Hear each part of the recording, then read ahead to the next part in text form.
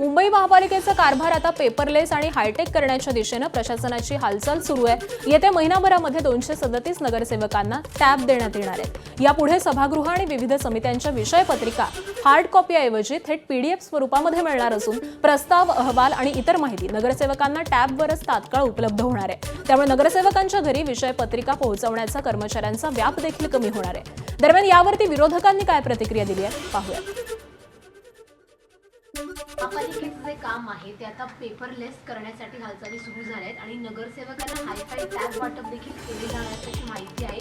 येत्या महिन्याभरामध्ये हे जे वाटप आहे ते पूर्ण केले। करप्शनलेस कधी होणार याची आम्हाला आतुरतेने आम्ही वाट पाहतो। मुंबई महानगरपालिकेच्या ज्या पद्धतीने नवीन गाड्या खरेदी करत त्याच्यानंतर आता हायफाय टॅब महानगरपालिका 237 नगरसेवकांसाठी घेणार आहे। त्यामुळे मुंबईकरांच्या करामधून ज्या पद्धतीने उधळपट्टी महानगरपालिका करताना दिसून येतं कसं पाहता याच्याकडे।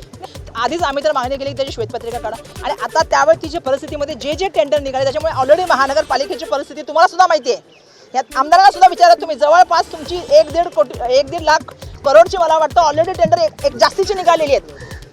मग तुम्ही मला सांगा की बजेट तुमचं नाही आणि तुम्ही एवढ्या मोठ्या प्रमाणात त्याला जे करताय त्याच्यावरती जे करताय त्याचं काय होणार आहे।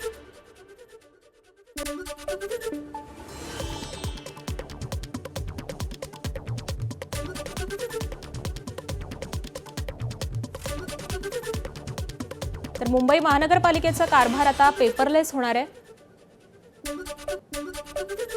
मुंबई कशी लुटायची, टेंडर कसे भरायचे एवढंच येत आहे का असं आता वाटायला लागलेलं आहे।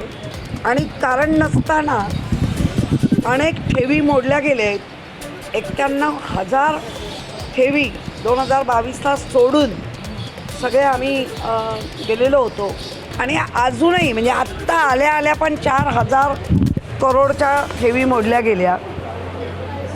6,000 करोडचं मेट्रो वेस्ट कंपनीला काम दिलं आहे।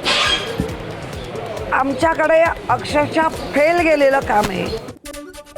मुंबई महापालिकेच्या सभागृहामध्ये आज नेव्हिल डिसूजा फुटबॉल ग्राउंडच्या आरक्षण बदलाचा प्रस्ताव मांडला जाणार आहे। मैदानाचं आरक्षण बदलून प्रदर्शन केंद्रासाठी करण्याला काँग्रेस आणि ठाकरेंच्या शिवसेनेकडून विरोध केला जाणार आहे। या मुद्द्यावरून दोन्ही पक्षांकडून सभागृहाबाहेर आंदोलन आणि निषेध देखील करण्यात येणार आहे। त्यामुळे नेव्हिल डिसूजा मैदानाच्या आरक्षणावरून आजच्या महापालिका सभागृहामध्ये सत्ताधारी आणि विरोधक आमनेसामने येण्याची शक्यता आहे।